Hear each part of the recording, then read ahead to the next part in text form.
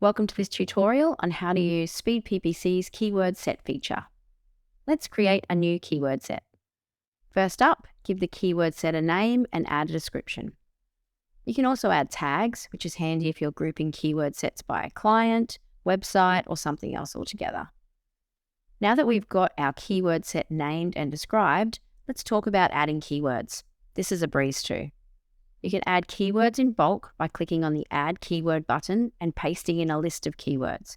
And just like that, you've got 30 new keywords in your set. You can also add statistics for each keyword, individually or in bulk. Here is how you add statistics for a single keyword.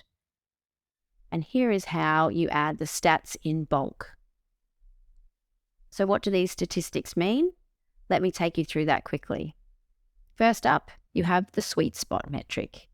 This is a metric that looks at both volume and competition. This value helps you understand what the best keyword is when considering both search volume and competition. For example, a keyword with lower competition but lower search volume may be a better choice than one with higher competition but higher search volume. Next, you have your monthly search volume and cost per click.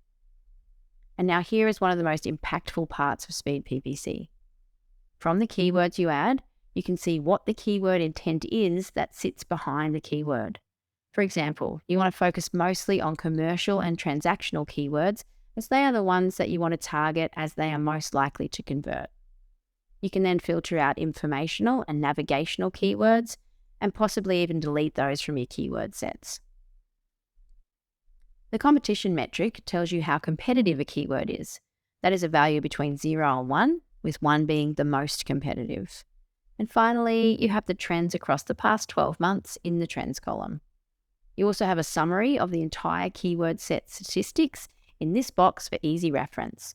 So there you have it, a quick and easy guide to creating a keyword set using your own keywords.